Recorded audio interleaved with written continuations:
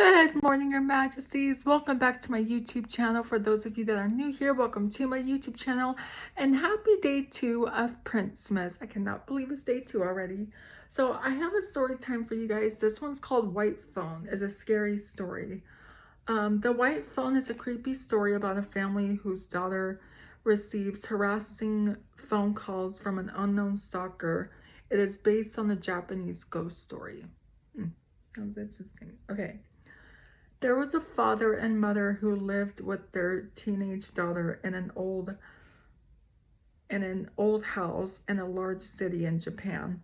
The house was from the Showa era and was a cultural property protected by the government. The house was probably built in the 1920s or 1930s. When the family moved into the house, there was a white phone in the hallway.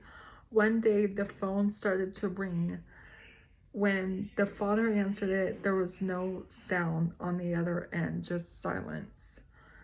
The phone began ringing constantly at all times from the day and night, where whenever they answered it, there was nobody on the other end of the line, just an eerie silence. As time passed, the annoying phone calls continued, and the family was very disturbed dozens of times. They were awoken in the middle of the night by the phone ringing, and every time they answered it, greeted they were greeted by the same uneasy silence. That's messed up. Okay. One night, when the phone rang, the father picked up the receiver and left it on the floor. He was about to go back to bed, but then he heard something. It was the faint sound. It was the faint sound of whispering, and it was coming from the phone. The father picked up the handset again and put it to his ear, but the whispering immediately stopped. All he could hear was silence. This went on for a few days. Whenever anyone answered the phone, there would only be silence before they put the handset on the ground. They could hear a voice whispering if they picked up the handset. The whispering If they picked up the handset, the whispering would stop. The family were at their wits' end. They tried everything they could think of. They changed their phone number, but the calls kept coming. They made a complaint to the telephone company, but there was nothing that could be done. They even contacted the police, but it was all to no avail. No matter what they tried, the white phone kept ringing day and night. Gradually, Tashi!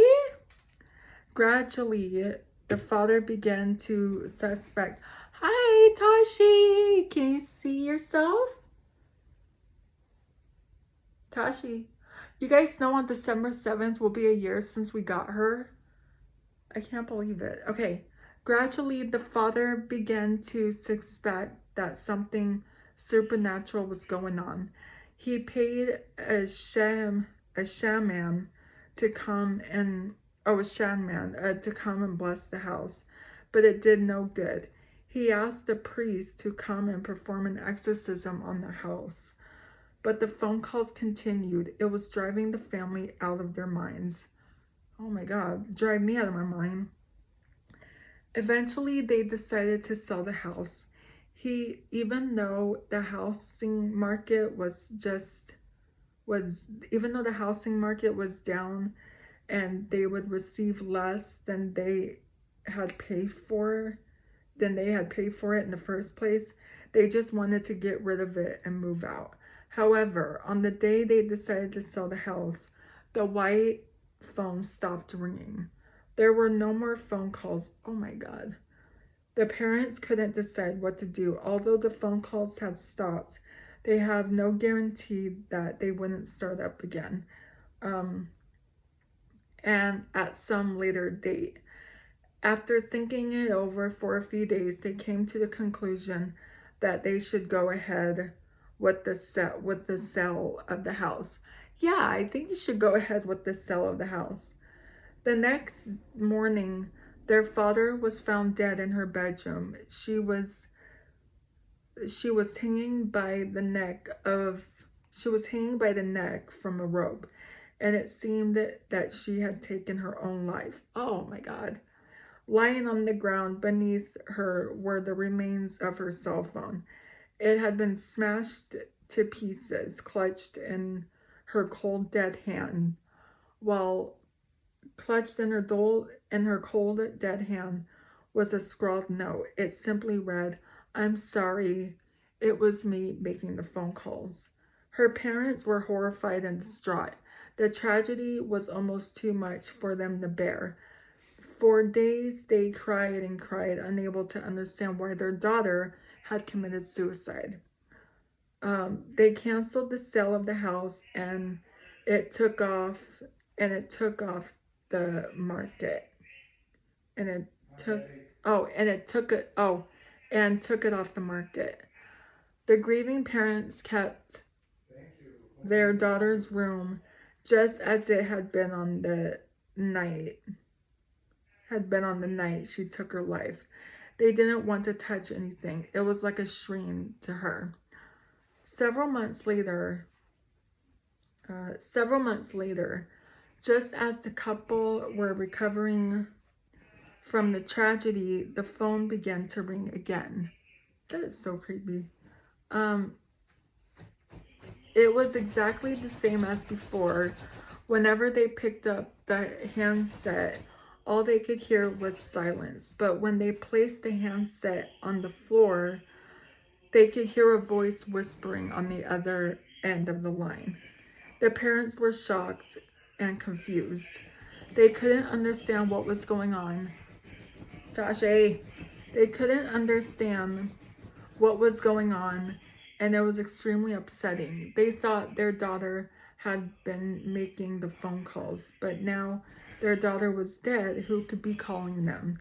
Was, was it all some kind of sick joke? Was someone aware of that? Was someone aware of that, of what had happened, and uh, per, pertaining a cruel trick on them? Their father was determined to get to the bottom of the mystery. He went out and bought a tape recorder. That night, when the white phone rang, as usual, he got out of bed and raced down the stairs to answer it. He put the handset on the floor and placed the tape recorder beside it.